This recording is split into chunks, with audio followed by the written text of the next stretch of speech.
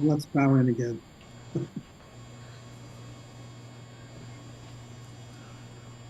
Sorry for the technical difficulties. Don't know what it is.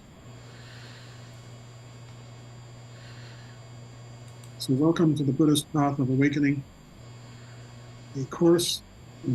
We're working our way through Temple Sultan Gyatso's progressive stages of meditation on emptiness. And tonight we are on the chapter stage 3, the Svatantrika approach. This is getting into very profound and more difficult subject matter. What we're talking about now is shunyata, which literally means emptiness. Shunya, void or empty. Ta, nominative, means ness. And what happened was that the Buddha gave the teaching on emptiness. During his lifetime, he gave the teachings on the Prajnaparamita. And these are really all about emptiness, of course, and prajna and related subjects. But then, some hundreds of years later, in the first to second century AD, there arose in India, or appeared in India, a brilliant Buddhist by the name of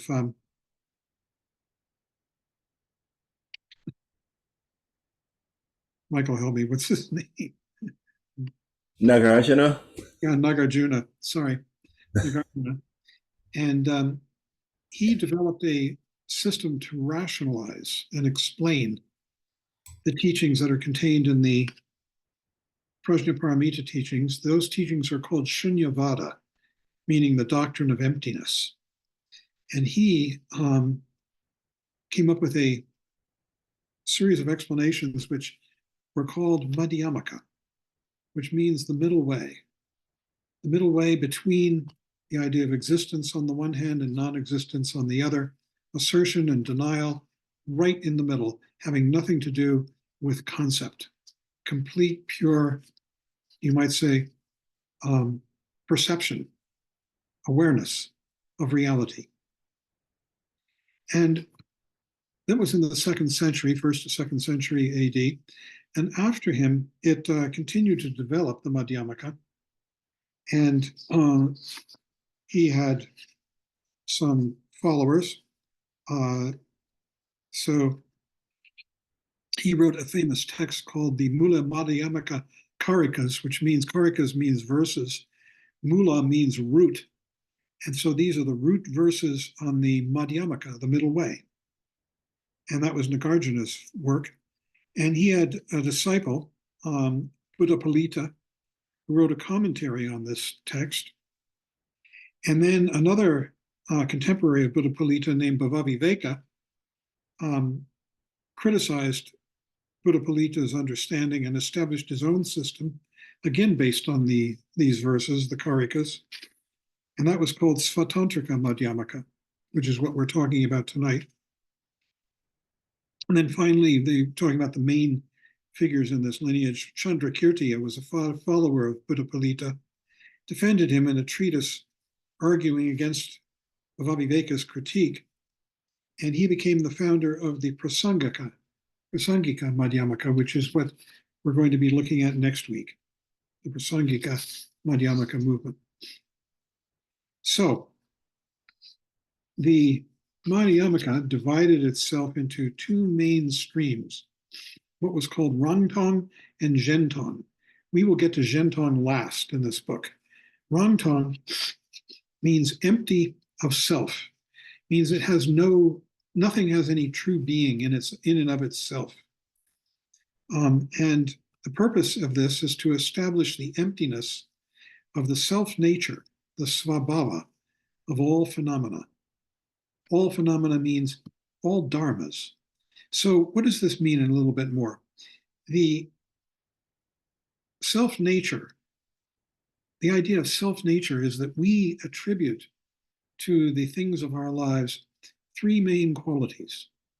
One is that they are independent, that means that they arise independently of anything else. So I'm independent of Michael and Shin Yi and Robert and Barry. That's the idea. That I am one thing, me, John, you are too. And that we endure through time. That this person has a beginning and an end and a middle, and it endures through time. And this is what is denied by the doctrine of emptiness, by the doctrine of the Shunyavada doctrine, meaning the doctrine of emptiness and shunyata. Shunyata says that these three qualities, which are lumped together under the heading of svabhava, own being, duration, independence, independent existence, and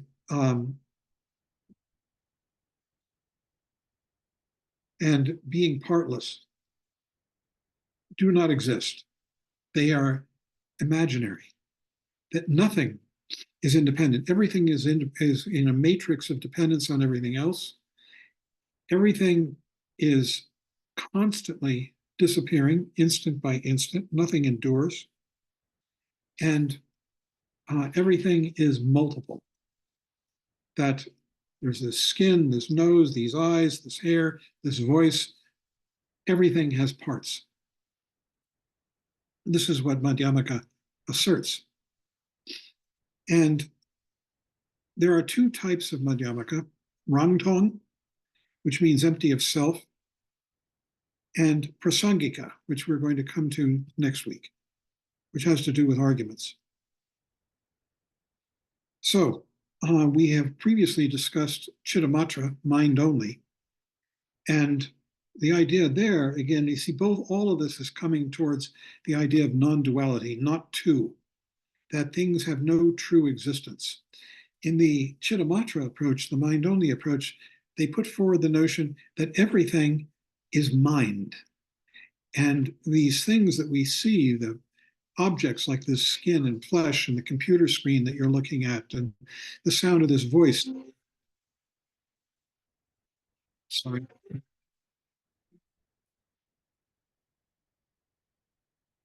You know where my phone is? This is really, these obstacles are coming up because this is such a profound subject.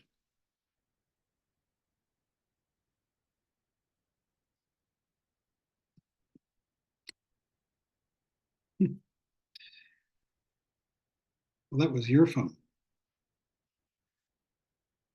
Val's.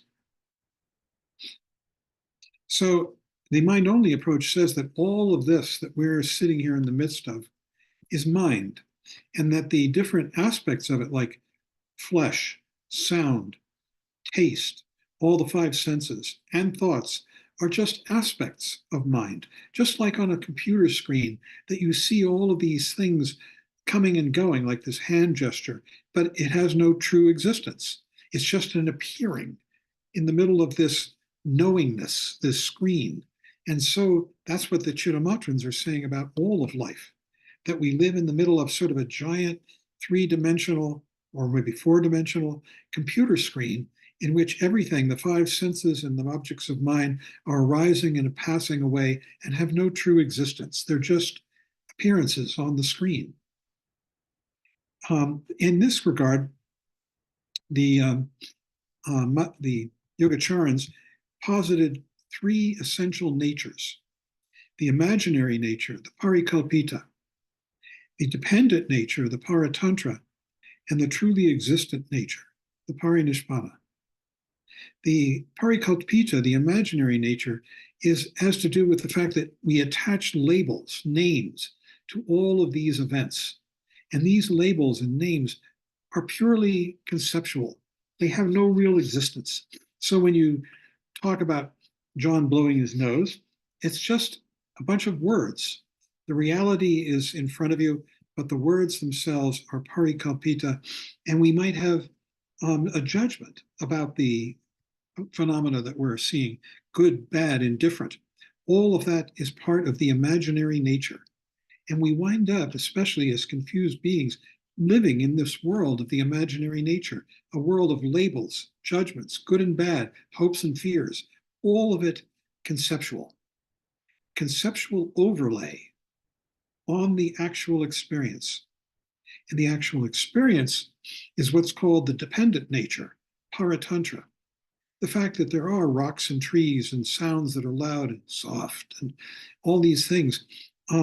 This is Paratantra, the fact that the relative world arises and passes away with differences in the phenomena. This is the second nature, or the second aspect of what we experience. And the third aspect, parinishpana, which is the absolute truth, is that none of this has any true being. It's all an aspect, in the case of the Yogacharans, of mind. Mind is the only thing that has any true being. Everything else is just a modulation. Now, the Shravakas, the Hinayanists that we discussed already, the Chittamatrans, who we have just been talking about, and the Madhyamaka Rangtongpas, Rangtong, that's who we're talking about tonight, all agree that mind is a stream of moments of consciousness. The Shravakas, the Hinayanists, analyze it and find no self. It's just a collection of thoughts, mental events. The Chittamatrans analyze it further into objects of consciousness and find no own being in them. They have these objects of consciousness have no own being. Remember the three qualities: independence, single, and enduring over time. And the Chittamatrans say none of this stuff, the relative world, sounds and shapes and bodily sensations and tastes and all this, none of this has svabhava, these three qualities. And the Madhyamaka Rangtongpa we're talking about tonight, emptiness of self, goes further and finds that neither the consciousness nor its objects have any self-nature.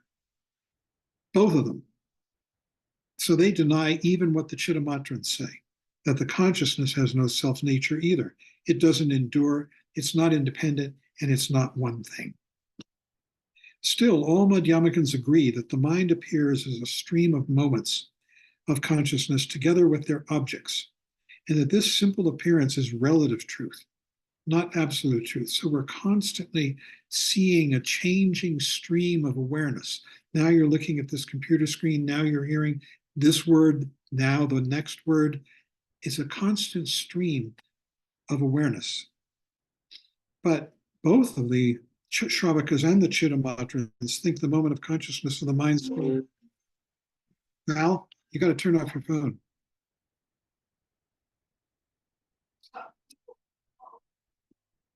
Sorry. I'm using my Val's computer and she keeps getting phone calls. So both the Shravakas, the Hinayanists, and the Chittamatrans think that moments of consciousness of the mind stream are real, that they're absolute, because in the final analysis, one always experiences mind as something real. But the Madhyamaka Rangtongpa uses reason, argument, to establish that consciousness, the consciousness says, plural, that's eye, consciousness, ear, nose, all the rest, and their objects cannot be ultimately real, because in the final analysis, each arises in dependence on the other, and neither has any self-nature of its own. In other words, everything is just a constant shifting and changing matrix of interdependence. What we're experiencing right now, you're hearing these sounds, you're hearing the phone calls come in, you're seeing the images on the screen. Everything is in constant interdependence and constant changing. So nothing of all of this that we are experiencing, according to the Madhyamaka, has any being of its own. It's only a part of this shifting, ever-changing, transient, ephemeral world. So this is called, in the text, pratitya samutpada, which means dependent co-origination, that everything that we experience arises in dependence on everything else, and everything co-originates It is appearing together at the moment. This sound and the voice, the image on your computer screen, the feeling of your bottom on the cushion, now that I mention it, whatever it may be, all of these things are arising from moment to moment interdependently. And this is called pratitya samutpada, and it is empty of own being because nothing is single. Everything is just part of this shifting matrix. Nothing is independent. Everything depends on everything else. And nothing endures. Everything is gone in a split instant. There isn't even an instant that you can find.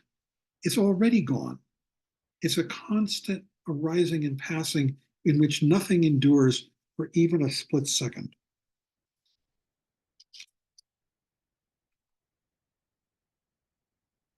So ultimately, experience and reason are conflicting. Reason tells us, yes, there's this sweater that John is wearing, there's the sound of his voice, there's the computer screen that I'm looking at, there's the thoughts that are going through my mind as I listen to all this. That's what reason tells us.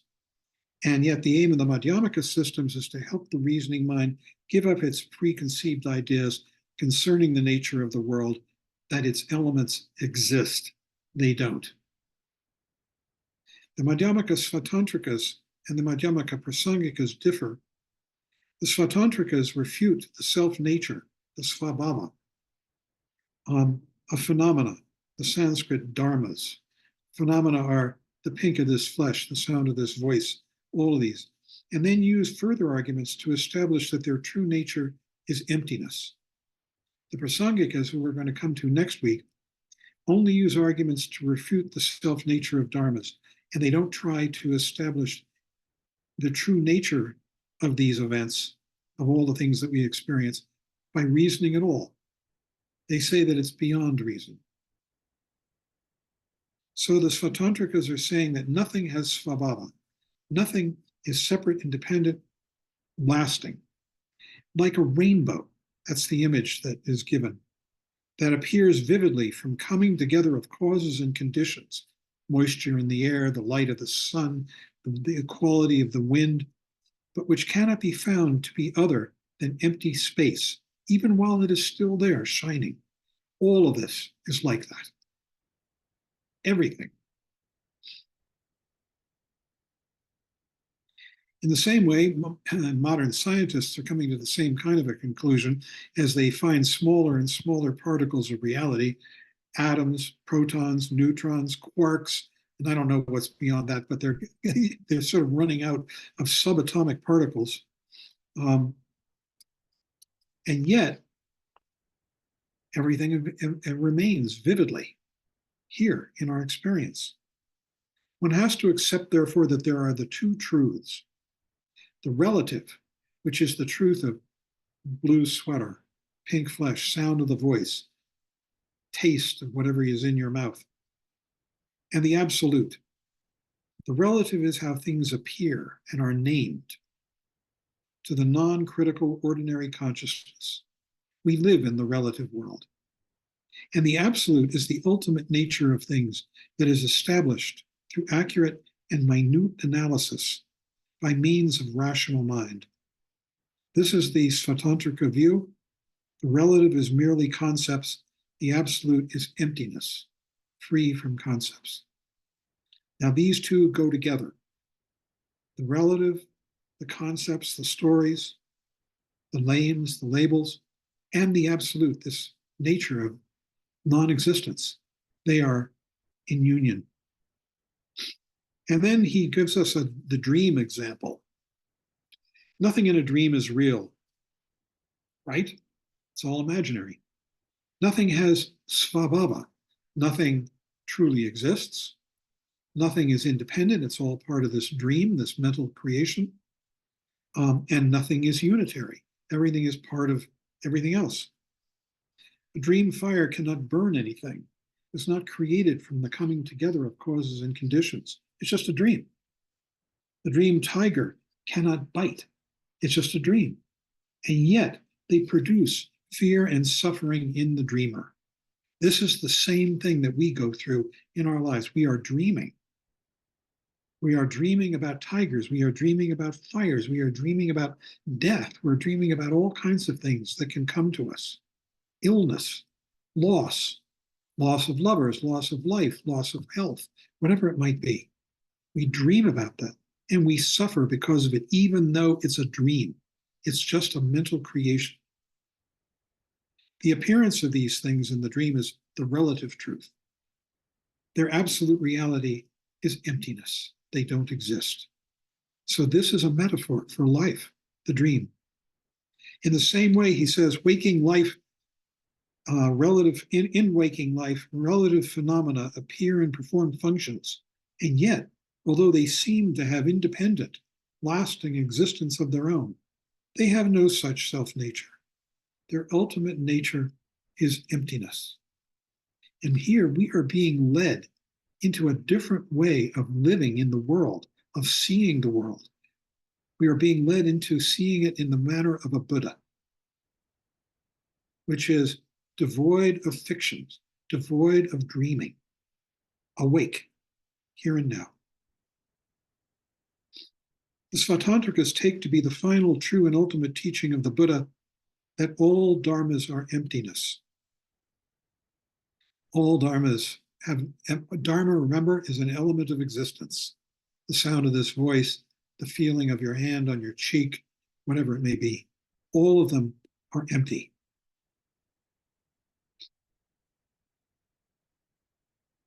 They interpret the statement by the Buddha that the three realms are merely mind to mean that the relative is merely concepts. The relative truth is just ideas, rocks and stars, tables, sounds, smells, the rest, just concepts. They don't accept, as the Chittamatrans do, that ultimately there is a truly existing substance, mind. They say that's another fiction. Because the mind arises in dependence on its object, and vice versa. And so neither truly exists either. The mind is just a creation, a dream. So in this way, the Svatantrikas are more thorough and more precise in their analysis of the absolute nature of things. They establish very forcefully that the ultimate nature of all relative dharmas, that is, what we've been talking about, rocks and stars and smells and tastes, thoughts, emotions, is emptiness, because they are just ideas, concepts that we have identified with words. Even concepts such as emptiness itself is empty. You can't find it. It's just a useful way to take things. Although some Svatantrikas teach the two truths as quite separate and different in nature, others stress that they are inseparable, both being aspects, different aspects of the same reality. The fact that everything is empty, and yet there are words, there are things that are different. This is different than the ceiling, than the sound of the voice. The former is stressing that empty means absolute non-existence, and that all that we can experience as existing is relative truth. The latter are stressing that even though this is true, that all we can experience is relative truth, emptiness and appearance cannot ultimately be two separate things. Ultimately, the true nature of things cannot be conceptualized as either existent, non-existent, both, or neither. And that is such a Madhyamakan statement. What it's doing is eliminating any conceptual formulation, because any conceptual formulation is limited. It's just a matter of words. So we can't say that the true nature of things is existent. That's just another formulation in words.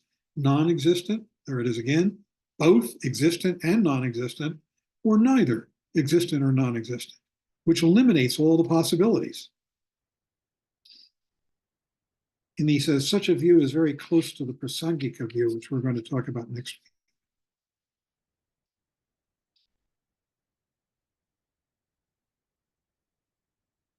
The Svatantrikas use many detailed logical arguments to establish their position.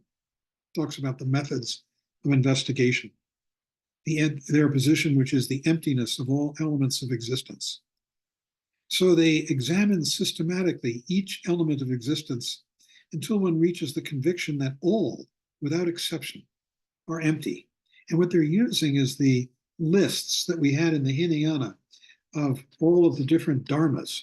Remember, I passed out, I think, a list of how many was it, 95 or 108? Each school in the Hinayana schools had a different list. They differed slightly.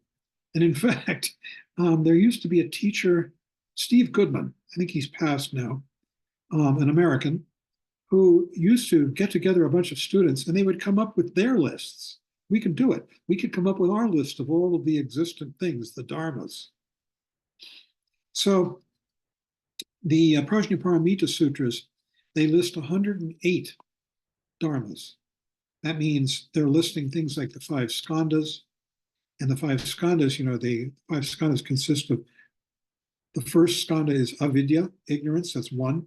The second skandha is vedana, which is one skandha, one dharma, that's feeling. The third skandha is samjna, awareness of the first two.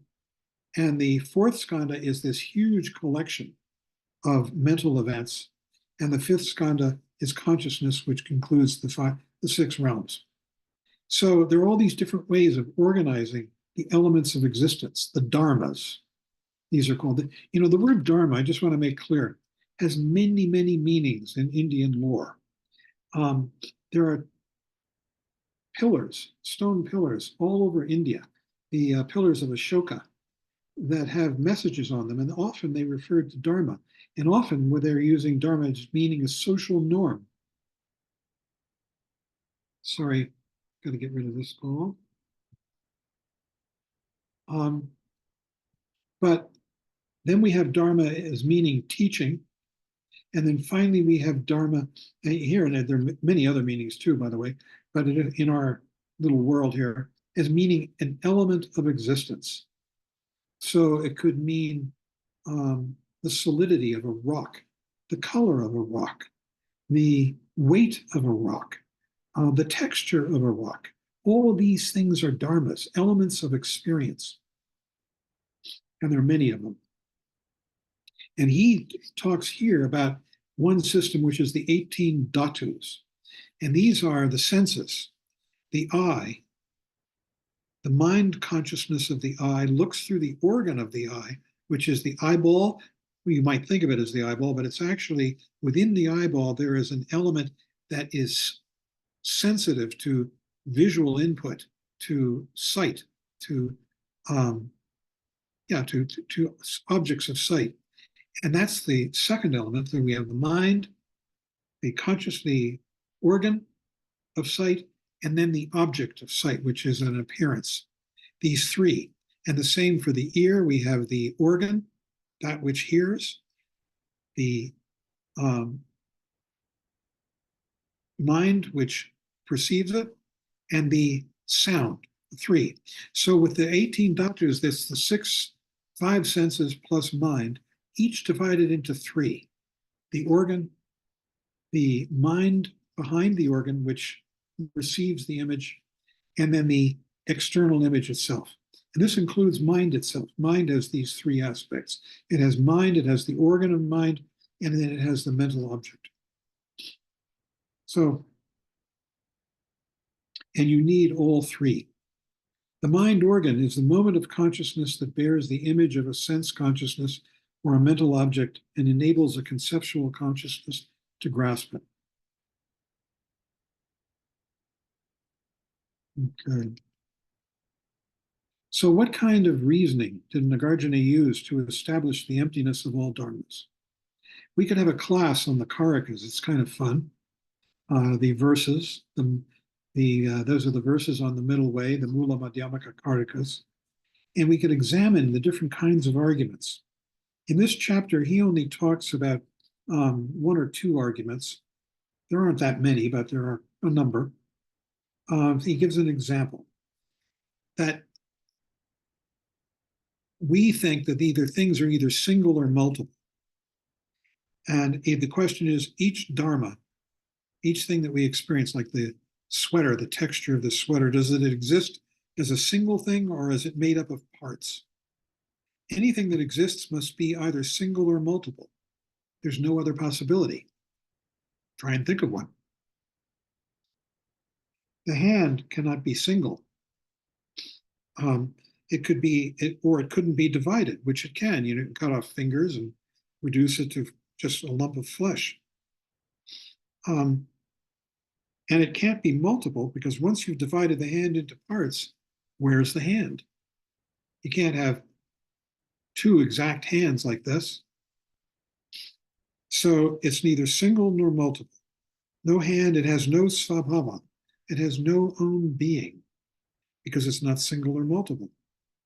It's not independent, depends completely on the collection of the parts. And then there's the whole issue of things existing through moments of time. That's interesting when we come to the idea of dharmas of thoughts. A thought arises, and let's say the thought of, how about a griffin, a mythical object. And you could think of this, and the thought, you might say, has a beginning, middle, and end. Find it. You can't ever find it. It has no parts. It has no endurance. You can't find the beginning of the thought. You can't find its endurance, and you can't find its end. It just happens. Even atoms must be single or multiple. So we're taking atoms like scientists. If they're single, it couldn't have dimensions, left, right, and center. If it has left, right, and center, it's multiple. It's got parts, different sizes. And this applies to any particle, any atom of existence. So however minutely one analyzes, one can never arrive at a smallest possible existent particle of which all other existent things could be said to be made up. You can't find it. Nagarjuna used reasoning to establish what modern-day scientists are coming to, all by themselves using experiments and scientific thinking. And he says, again, I'm just going to read my notes here, talking about the moments of experience of the mind, single or multiple. If neither, it can't truly exist. It has to be single or multiple. If it were single, it would have no duration with a beginning, middle, and end. It has to have those three moments. It can't be single. So if it doesn't have those three moments, beginning, middle, and end, it doesn't exist. However minutely you analyze, you never find a smallest possible truly existent moment of experience of which all other existent experiences could be made up. Consciousness or experience is empty of self-nature, svabhava, existence, true being, because ultimately there is no truly existing moment of consciousness or experience. Everything is an ungraspable, constant fluxing. So Svatantrikas like to use the two main types of arguments. One is the one I just used above, neither single nor multiple, and the other is mere dependent arising, paditya samutpada. What is dependently arising by definition has no self-nature because it's dependent on everything else. It's all a part of other things. What arises in dependence on everything else is part of everything else, or part of whatever it may be arising in dependence on.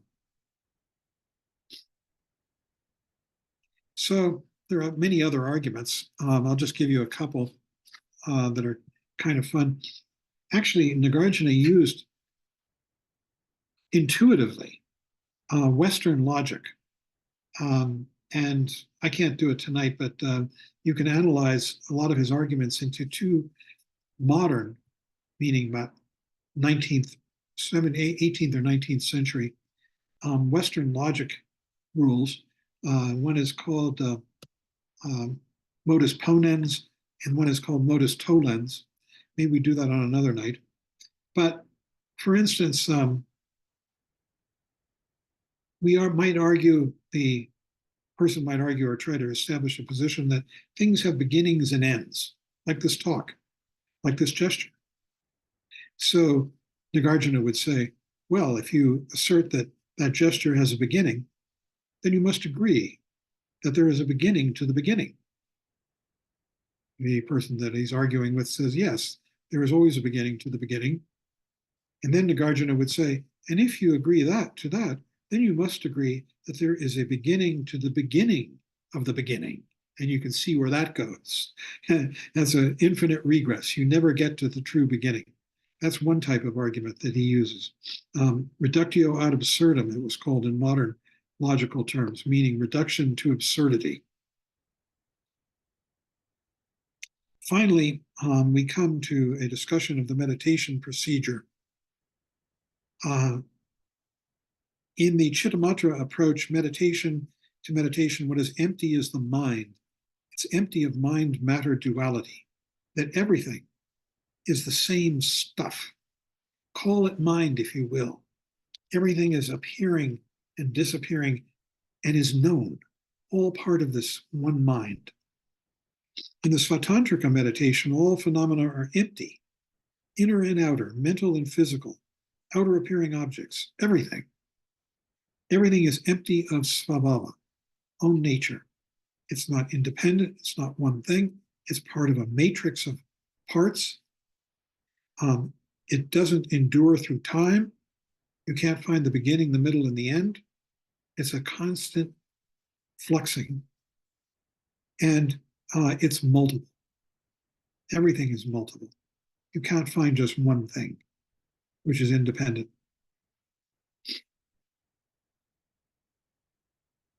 So no Svatantrika Madhyamikans, except as Chittamatrans do, feel that dependently arising phenomena have a kind of true existence. No Madhyamikans do. Nothing has true existence in the sense of svabhava, single, independent, lasting.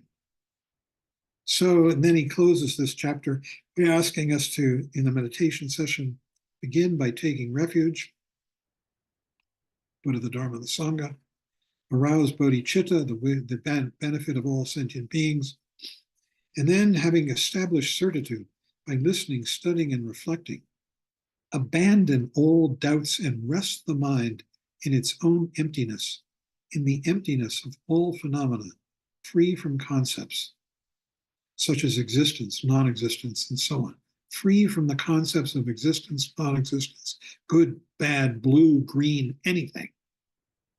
We just rest in mind, in its emptiness, in awareness. He says, rest the mind in that vast open space. And just as when one recognizes dreams for what they are, they disappear. You know, when you realize you've been dreaming, you know, you're walking down the street and you're thinking about that ice cream sundae you're going to buy, and you trip on something in the street and you almost fall on your face, and you realize, oh, I was dreaming about that ice cream sundae. So just as when you recognize dreams for what they are, they disappear. Suddenly you're back on your feet. So everything disappears into the vast expanse of emptiness when one meditates free from conceptual contrivance. And that means just resting here, right now, in awareness. Between sessions, meditate on how things vividly appear. Here we are, but are empty. They have no svabhava. And how, though empty, they appear, as dreams appear even though they are empty. This emptiness is the nature of the Buddha's Dharmakaya, and also the ultimate nature of all beings. It's the nature of the Dharmakaya, the Buddha's body. Kaya means body. Dharma means truth, or in this instance, as Dharmakaya, is truth body. And the very nature of this truth body is this emptiness, that things have no true being and yet they appear. They appear and yet they don't exist. This is a slogan. Things appear and yet they don't exist. They do not exist and yet they appear. This is the Dharmakaya. And as they appear, they do so in beauty. There are two main aspects to this appearing, disappearing reality, the Dharmakaya. One is called hlundrup. It means spontaneously arising. It arises all by itself, all the time. And the other is called kadak, which means pure, primordially pure. Pure of what? Pure of concept, no concept. Pure of ideas. It's just this. Kadak, primordial purity, and hlundrup, spontaneously arising.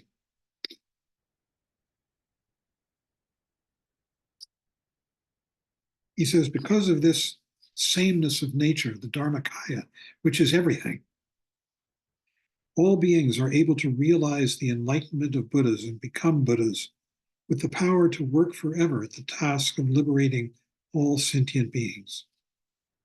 So at the end of your practice session, you dedicate the merit earned to the complete and perfect enlightenment of all beings.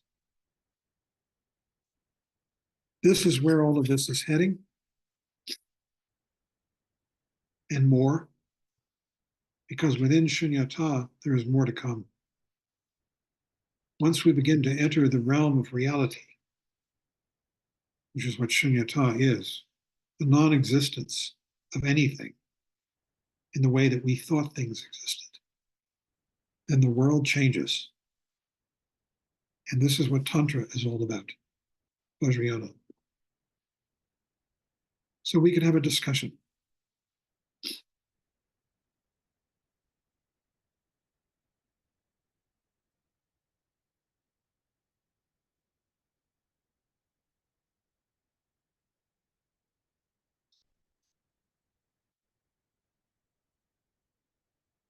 If you haven't been too intimidated by the profundity of this material.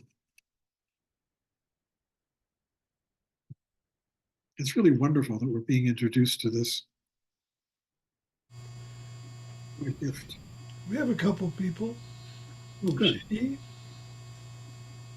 Hi. This might be jumping ahead, but John, your closing line, you mentioned Tantra. So the question that came to mind is, what is the relationship between perception in the Vajrayana and what we're studying here? Because I really struggle with pure perception, I guess. I'm not really sure how one do that.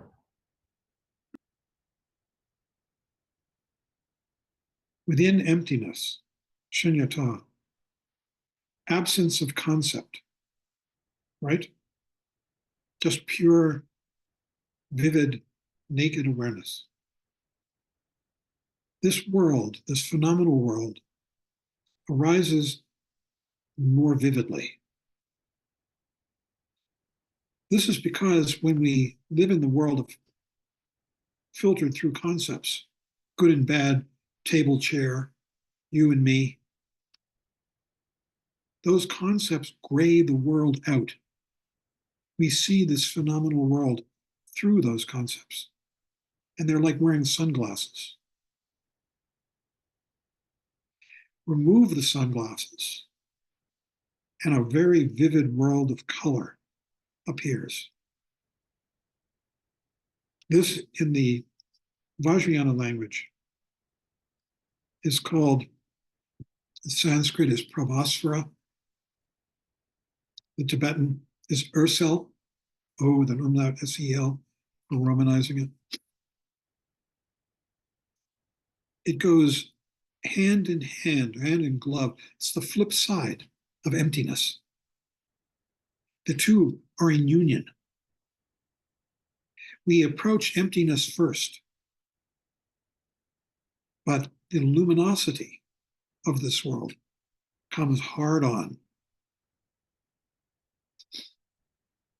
That's what Tantra is all about, this union of emptiness and luminosity.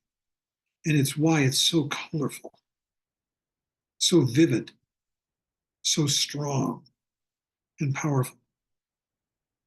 And we're being invited to step into a much more colorful and vivid world, a much more meaningful world. Not meaningful in the sense of like, now I'm going to get $1 million, or now I should change my profession or anything like that.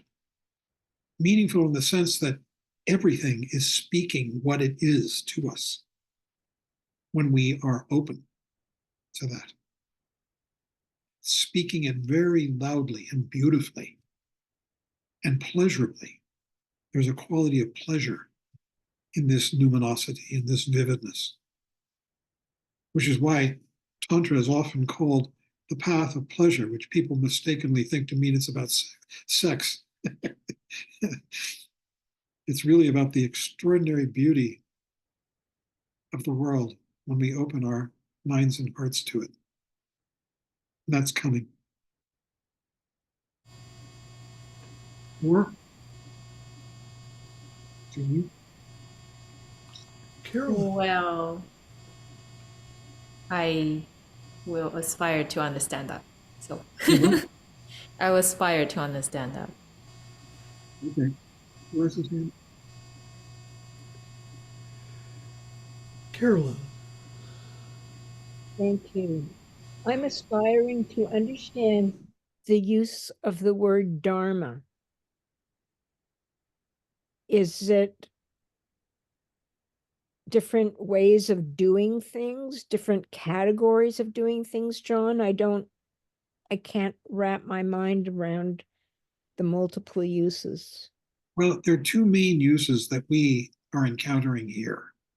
One has to do with Dharma as the teachings. The Buddha taught the Dharma. Mhm. The second is very different, and it has to do with the elements of experience. Elements. And there are there were, after the Buddha died, the Sangha fractured into 18 schools. So supposedly, it was called the period of the 18 schools, and each one of them had a different list of dharmas. Maybe some of them shared the same list, I don't know, but there were lots of different lists of dharmas. Just like Stephen Goodman would organize people together, and they'd come up with what are the lists of the elements of our experience? There's color, brown, green, red. There's tactile sensations, the sensation of the computer keyboard on my fingers. These are all dharmas, elements of experience that we can identify. And really, when we're dealing with the doctrine of shunyata, emptiness, we're talking about the emptiness of those kinds of dharmas, that they have no true being. They have no svabhava, which means they don't exist in time. They're a flat, you can't even point to the beginning and the end or the middle. It's just a continual experience. They are independent. They're not independent, excuse me. Everything is in utter dependence on everything else, and nothing is single because everything is part of everything else. And this is the definition. The denial of svabhava is the way in which emptiness is affirmed. So the Dharma, from the Buddha, he gave us elements. And then the Dharma of experience is elements that are shunyata, empty. The Buddha gave expedient teachings, and then he gave absolute teachings. The teaching of the dharmas, the things arise and disappear and are made up of parts, was an expedient teaching, you might say. Okay. Later, he gave a more advanced teaching, the Prajnaparamita teaching, which denies the existence of dharmas. Thus have I heard, once the Blessed One was dwelling in Rajagriha, no eye, no ear, no nose, no tongue, no body, no mind, no appearance, no sound, no smell, no taste. He's denying the very existence of all the dharmas, and he lists them. Okay. Read the Heart Sutra. He goes through a list. Sometimes he glosses a group, under one heading. He says, no eye, no ear, no nose, no tongue, no body, no mind. So there you've got, the organs of the 18 dhatus. No appearance, no sound, no smell, no taste, no touch, no objects of mind. Those are the objects, and then he says, I can't remember if we had it here, but take a look at it. He lists dharmas and he denies their existence. That's helpful. Thank Now, you. I'm going to tell you a story that has only begun quite in the last few days. This is a story that happened 53 years ago. And it's only in the last few days that I found it more meaningful. Here's the story. Trungpa Rinpoche was giving a seminar. It was up off the Peak to Peak Highway here in Colorado. There were maybe 25, 30 people.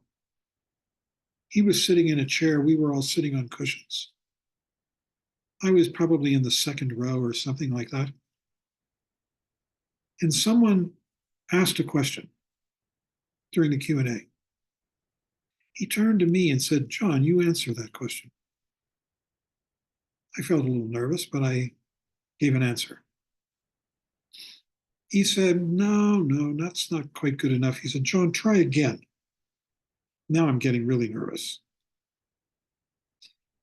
I tried again. And he said, "No, there's not enough humor in that." And I'm thinking, humor? And he says, "Try again, John." So I tried again. By this time, I got sweat coming down out of underneath my arms. He turns to the audience and says, "What's wrong with John's answer?" Someone in the audience, I think it was my friend Ludwig, says, not quite right, but he says it anyhow. He's giving Xuanzang's answer. Xuanzang was a patriarch of Chinese Buddhism. So he's saying, I'm giving somebody else's answer. And Rinpoche, in almost a non sequitur, turns to me and bellows, "That's right. There is no answer." All these years, I was just, petrified. Suddenly it dawned on me what he was saying. This is pure Madhyamaka. There is no answer. It's this. And you can't even talk about this as being the answer. We come back to simple, effortless, uncontrived, unconscious, unself-conscious awareness. Pure. There is no answer. There is no answer to our search for meaning, to our search for understanding, to our search for enlightenment. And you could make that into an answer, that there is no answer. And that then you've perverted it again. Because we so want to find an answer. I think that was a real Madhyamaka teaching. There is no answer.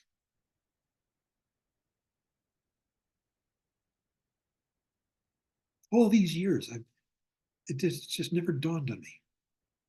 And then reading these chapters.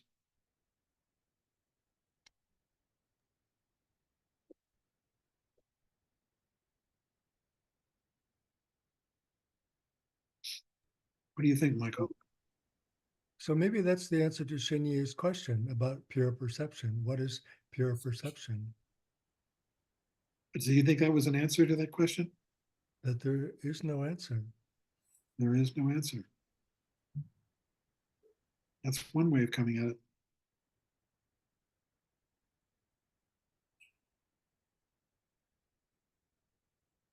It's already here. And you can't even find it because there is no answer. You can concretize it, then too bad.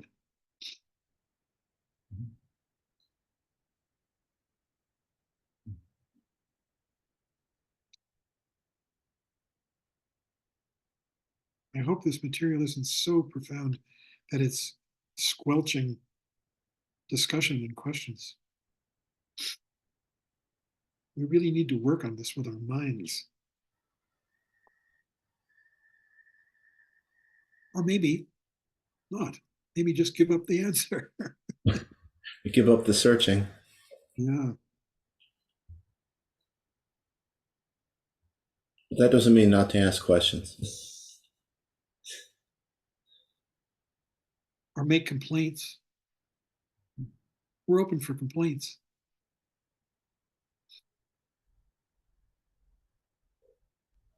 Well, if no one has another question, I can go again. Go So ahead. what I find is that there aren't that many, I guess, classical Madhyamika teachings or arguments in this chapter. It's more like a very general description of how it differs from the stages that come early and after. So I guess, do you have a suggestion as to like what to study further if you want to know more about the Madhyamaka arguments?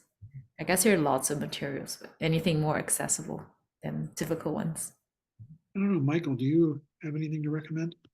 I have a thought. I don't know if it's an answer, since there is no answer, but I'll try it anyway. I think if you remember back in the first chapter where he talked about the belief in a self and said what we're really looking at is kind of our emotional reaction, that the feeling that there must be something there. And I think we could apply the same thing to anything that we take to be real, that we really cling to or really identify with, not just in terms of self, but in terms of the world around us. Another person, a possession, retirement account, whatever you can think of that you take as this is something real. And apply that one in the many argument to it and see what happens, see how it changes things. To whatever being or thing you might think of as this is something that I take to be solid, permanent, unchanging, independent.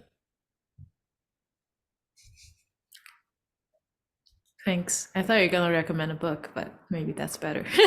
No, this is I think Khenpo Sotram Gyamso means for us to really contemplate these things, not in formal meditation practice. There we're just trying to let go into direct experience, but that we can think about these things. And again, I think that speaking for myself, the most meaningful contemplation is when it is something that I have some kind of a real feeling about or identification with, or something. There must be something there. That feeling. How can it be that, we're all living in a matrix, if you've ever seen that movie, which is almost what this says. Except that it's our own mind that creates the matrix. It's nothing external to us. Years ago, I taught a course on the Karikas using a book by a man named Streng, Streng. If you can find it, it was pretty good. He goes through the arguments. It's kind of fun. A lot of the different arguments. And you might look up modus ponens and modus tollens and see how they apply to those arguments. Those are the Latin names that appeared in the 17th, no, it must have been the 18th or 19th century for Western logic. Yeah, I think as a side note, the classical 5 texts in Buddhism, I don't know what it's called in English, but they do study logic in like a formal Buddhist study, right? Right. So maybe that's also part of what they study. I don't know.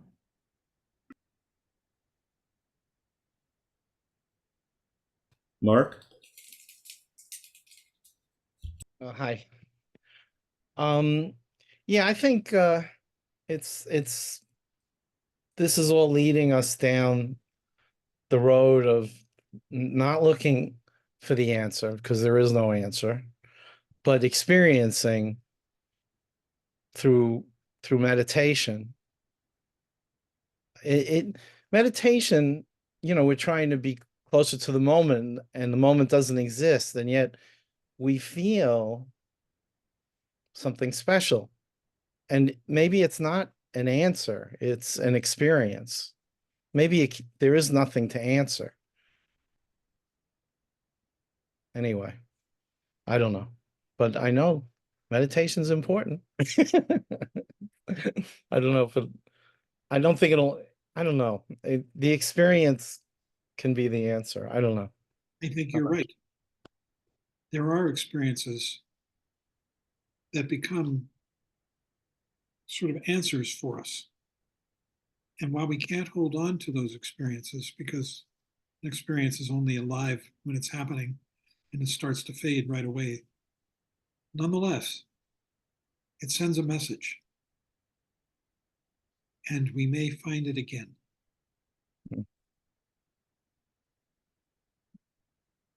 Philip. So this is coming back to Shenye's question. And of course, there are lots of answers to your question, and there are no answers to your question. But I've been reading a lot in the Mahamudra, and this is from Lama Jendan Rinpoche. It's from a teaching or a poem called Happiness. And that would be a good way to end tonight's session on happiness. So the lines that seem to apply to your question are these. He writes, whatever arises in the mind has no importance at all, because it has no reality whatsoever. Don't become attached to it. Don't pass judgment. Only our searching for happiness prevents us from seeing it.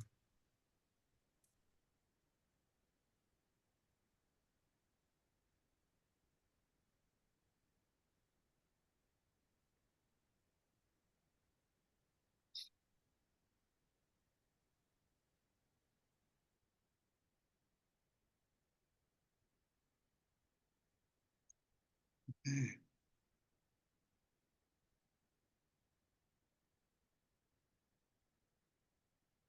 Nagarjuna's Middle Way by Mark Sedaris. Have you read it?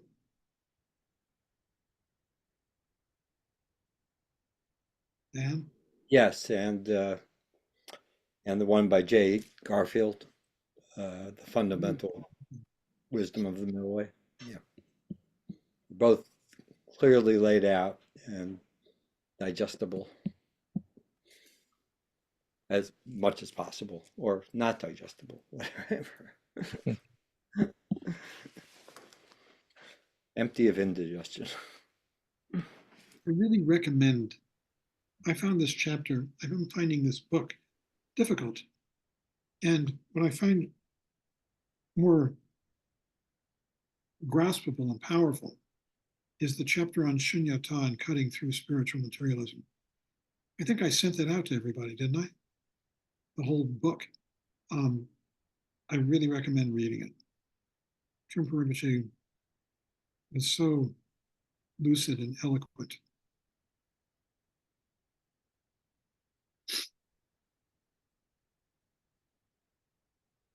And Michael sent it out last week if anybody didn't get it, or Okay. part of it, right? Mike, didn't you? I think John sent it out. Oh, John did. Oh, okay. Yeah, Anyway, yeah. I didn't have the chapter by itself, so I sent you the whole book.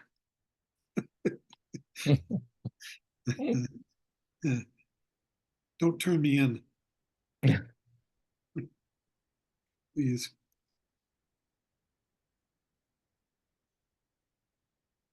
Well, shall we end? Anybody? Here's the threat. We're going to end. So anybody have anything they want to say before we do? Please.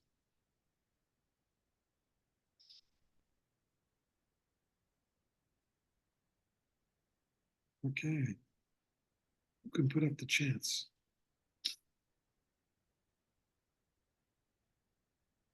Michael, can you? Sorry, what's that? Can you put up the chance? No, I guess I could in a moment. Yeah, I'm on Val's computer, so I No, don't it'll take me just a minute. know what's wrong with my computer.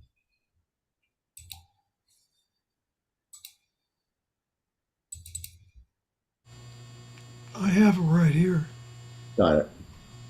Okay. Let me get to the end.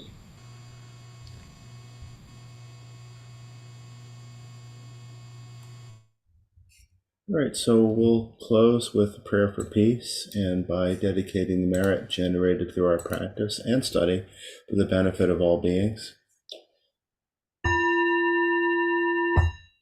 By the blessings of enlightened and compassionate ones, by the power of my positive actions of 3 times and my prayers of pure aspiration, may wars, conflicts, epidemics, and all other maladies dissolve in this world, and may the earth and all who live on this earth enjoy the abundance of well-being.